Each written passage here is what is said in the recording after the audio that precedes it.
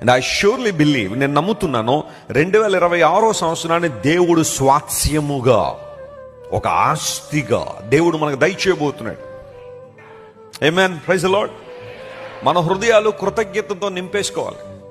ప్రభువా, ఈ సంవత్సరం అంతా కూడా ఎన్నో అలజడులు, ఎన్నో ఒత్తిడులు, ఎన్నో ప్రతిబంధకాలు, ఈరోజు గడుస్తుందా లేదా అన్న భయాలు జీవితంలో చాలాసార్లు మన జీవితంలో వచ్చి ఉండొచ్చు. There might be some times that we were deeply depressed. ఇంకొక రోజు గడుస్తుందా లేదా, ఈ ఒక్క రాత్రి నా జీవితంలో గడుస్తుందా లేదా అని అనుకున్న సందర్భాలు మన జీవితంలో ఉండుండొచ్చు. అపవాది చాలా కృంగుదలలోనికి మనం తీసుకువెళ్ళి ఉండొచ్చు. యాంగ్జైటీలోంచి మనల్ని నెట్టేసి ఉండొచ్చు. లోన్లీనెస్ ద్వారా అతి తీవ్రమైన బాధలు మనం పడి ఉండొచ్చు. బట్ స్టిల్ ఈ రోజుకి మనం బతుకున్నామంటే అది ఎవరి కృప? అది దేవుని కృప. God made it. దేవుడు చేశాడు. ఎన్నో యాక్సిడెంట్లు దేవుడు మనల్ని తప్పించి ఉండొచ్చు.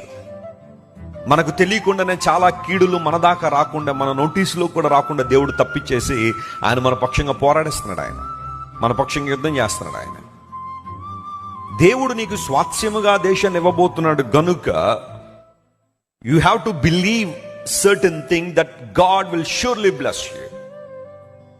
2026 సంవత్సరంలో దేవుడు ఇక్కడున్న ప్రతి ఒక్కరిని విస్తారంగా దీవించునుగాక, విస్తారంగా ఆశీర్వదించునుగాక. ఈ ఆశీర్వాదం ఎలాంటిదంటే కేవలం నేను భౌతిక సంబంధమైన ఆశీర్వాదం గురించి నేను మాట్లాడడం లేదు. Having a peaceful life is a blessing of God. శాంతిగా సమాధానంగా బ్రతకడం దేవుని ఆశీర్వాదం. ఆయన కొరకు జీవించడం దేవుని ఆశీర్వాదం. ఆయన పని చేయడం దేవుని ఆశీర్వాదం. ఆయన కొరకు జీవించడం, యథార్థంగా ఆయన ఆరాధించడం దేవుని ఆశీర్వాదం.